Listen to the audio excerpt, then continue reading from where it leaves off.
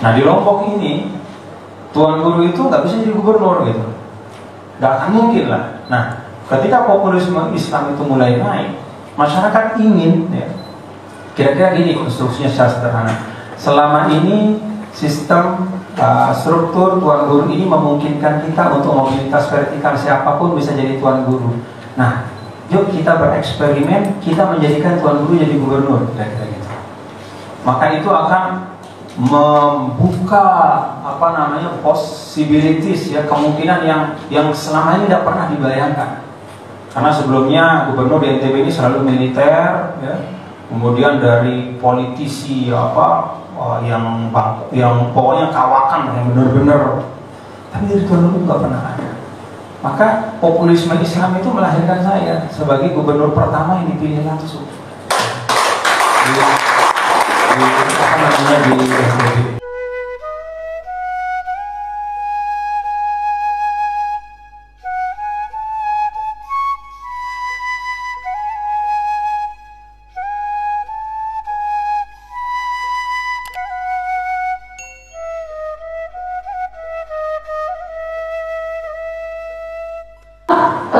Perkenalkan Kakanda, nama saya Sriwesi Sista, dipanggil Sista dari Himpunan Mahasiswa Islam Cabang Palu, Badan Koordinasi Sulawesi Tengah.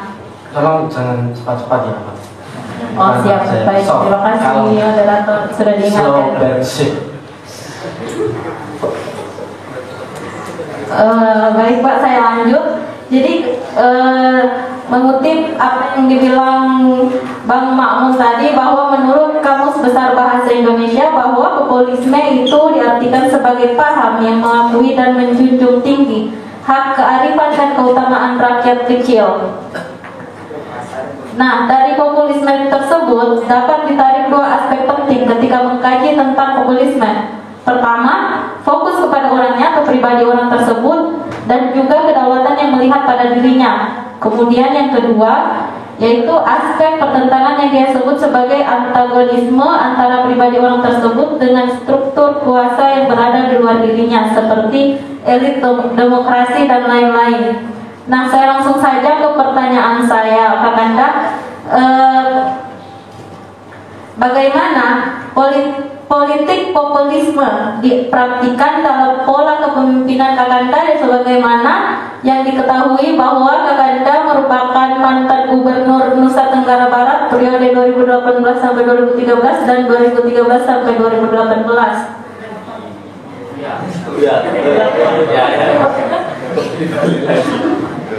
Ya, mohon maaf saya lagi, berarti Gubernur Nusa Tenggara Barat periode 2008 sampai 2013 dan 2013 sampai 2018, seperti itu Kakanda.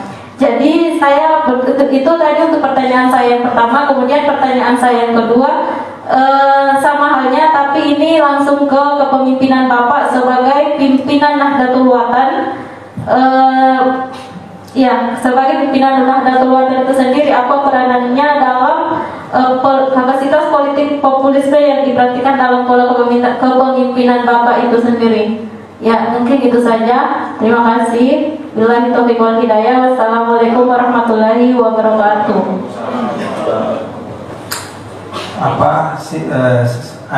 Adinda Sri Mesista ya, dari Palu.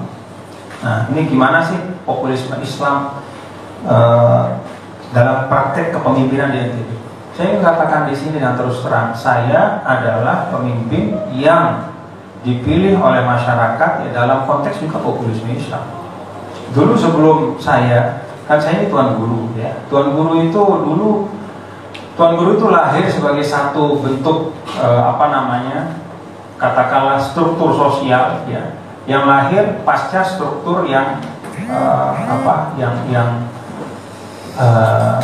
struktur feodal yang ada ya.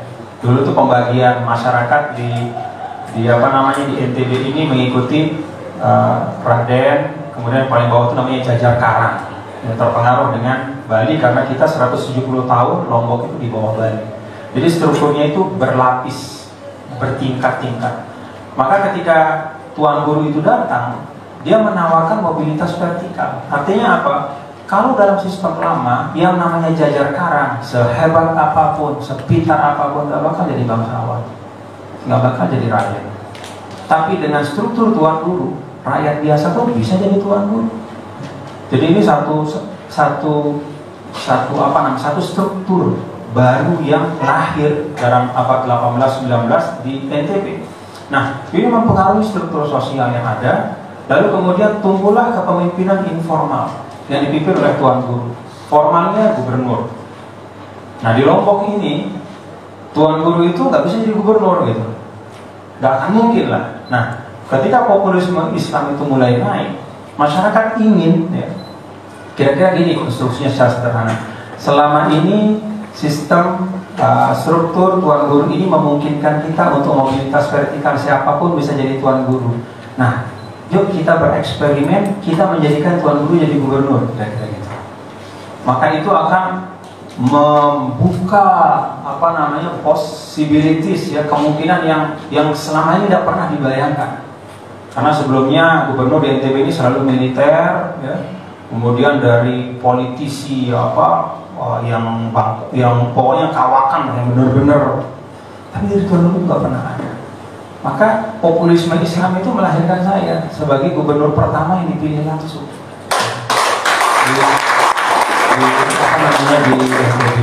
Jadi, nah, ketika saya sudah menjadi gubernur, ya, bagian dari populisme Islam, katakan populisme umat di sini, maka saya kan punya tanggung jawab. Apa sih yang mesti saya isi dengan kepemimpinan saya? Nah, saya memilih secara sadar. Ya. Kan ada dua pilihan. Kalau saya mau populer tetap, ya, dengan cara yang shortcut gitu, ya saya akan buat perda-perda syariah banyak-banyak yang sifatnya itu ritual dan hal-hal yang sifatnya formalisme tadi. Misalnya kalau azan wajib berhenti, kalau begini harus kalau azan tutup toko segala macam. Yang hal-hal yang terkait dengan penguatan ritual ubudiyah. Kalau shortcut ya cara begitu.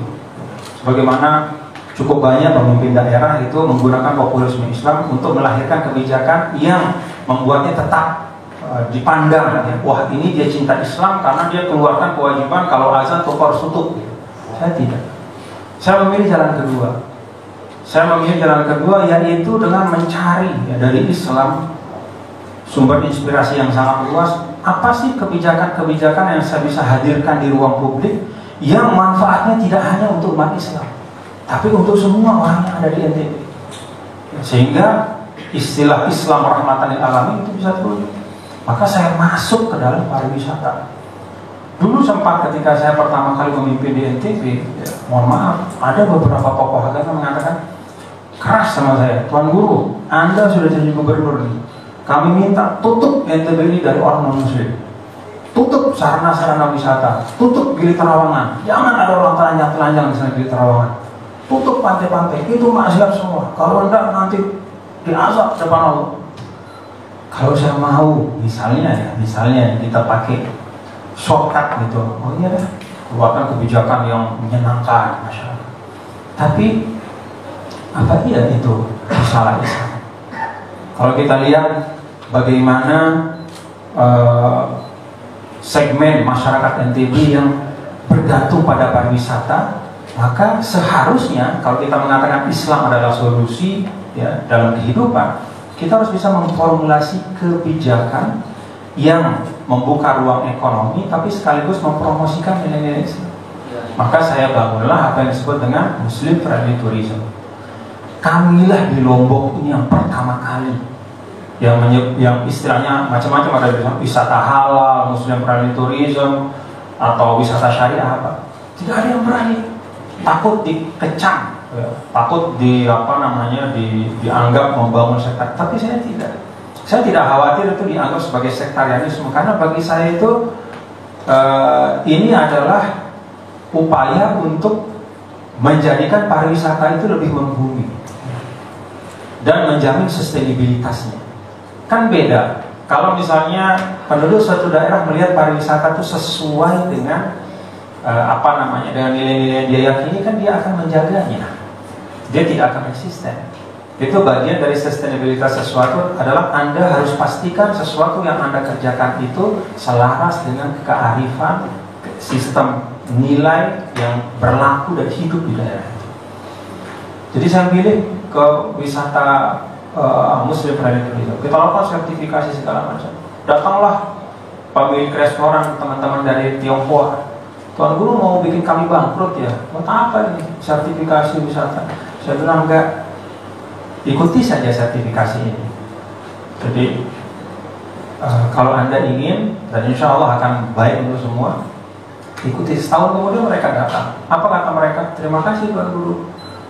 Konsumen kami yang lama bertahan dan kami dapat segmen baru.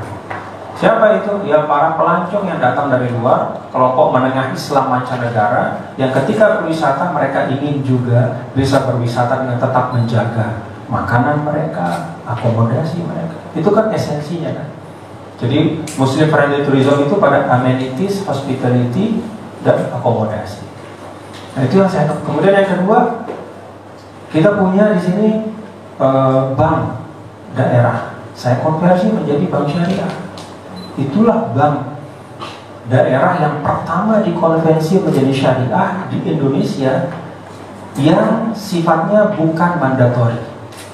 Sebelum kita itu ada Aceh, tapi Aceh itu mandatori karena konunnya yang mewajibkan. Tapi kalau kita di NTB tidak mandatori, tapi ini pilihan. Kenapa? Karena saya yakin bahwa sistem keuangan yang ada di perbankan syariah itu tidak kalah unggulnya.